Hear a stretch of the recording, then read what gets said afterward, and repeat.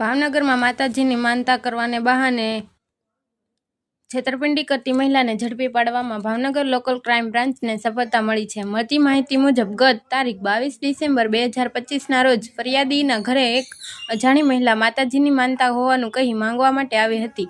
ફરિયાદીએ ₹50 આપ્યા બાદ પોતાની દીકરી માનસિક બીમાર અને મૂંગી હોવાનું જણાવતા મહિલા ધૂણવા લાગી અને સેક્રીન સુગરવાળું ગળ્યું પાણી પાઈ વિશ્વાસમાં લીધી હતી. ત્યારબાદ દીકરી એકાદ મહિનામાં બોલતી થઈ જશે તેવી વાતો કરી ફરિયાદી પાસેથી રોકડા ₹21,000 તેમજ સોના ચાંદીના દાગીના મેળવી કુલ ₹86,000ની છેતરપિંડી કરી ફરાર થઈ ગઈ હતી. આ અંગે ભાવનગરના ભરતનગર પોલીસ સ્ટેશનમાં ભારતીય ન્યાય સંહિતા 2023ની કલમ 318(4) મુજબ ગુનો દાખલ કરવામાં આવ્યો હતો. પોલીસ મહાનિરીક્ષક શ્રી રાજેન્દ્ર વી.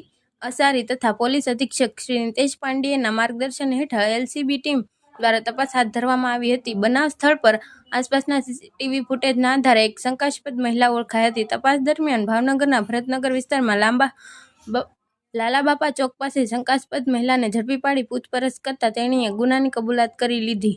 વધુ પૂછપરછમાં આરોપીએ સોનાના દાગીના મહુવાના સોની બજારમાં વેચી દીધા હોવાનું પણ સામે આવ્યું હતું. પકડાયેલી મહિલા આરોપી માધુરીબેન સંજયનાથ માંગાનાથ પરમાર ઉર્ફે નાથ બાવા હોવાનું સામે આવ્યું છે, જે હાલ રાજકોટ ખાતે રહે છે અને મૂળ મહુવા તાલુકાના રહેવાસી છે. પોલીસ તપાસ દરમિયાન આરોપી વિરુદ્ધ અગાઉ દાઠા અને કોડીનાર પોલીસ સ્ટેશનમાં પણ છેતરપિંડી અને વિશ્વાસઘાતના ગુનાઓ નોંધાયા હોવાનું બહાર આવ્યું છે. આ સમગ્ર કામગીરી એલસીબીના પોલીસ ઇન્સ્પેક્ટર શ્રી મયુરધ્વજસિંહ સરવૈયાના માર્ગદર્શન હેઠળ પીએસ આર. એ. વાઢેર, પીડી ઝાલા સહિતની ટીમે સફળતાપૂર્વક પાર પાડી હતી.